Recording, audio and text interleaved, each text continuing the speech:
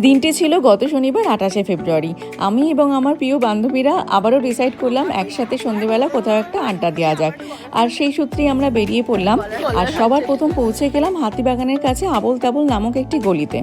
এখানে আমি আগে কখনোই আসিনি, এই প্রথমবার এলাম। আর সত্যিই খুবই অপূর্ব লাগলো, খুব সুন্দরভাবে সাজানো রয়েছে অঞ্চলটি। আমরা অনেক ছবি তুললাম। এরপর আমরা সিধা সকলে মিলে রওনা দিলাম বাগবাজার মায়ের ঘাটের উদ্দেশ্যে।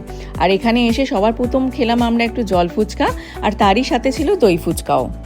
তারই সাথে আমরা অনেক মন্দির দর্শন করলাম। আর এরপরে আমরা ডিসাইড করলাম যে বাকি আড্ডাটা আমরা গঙ্গার পাড়ে বসেই দেবো।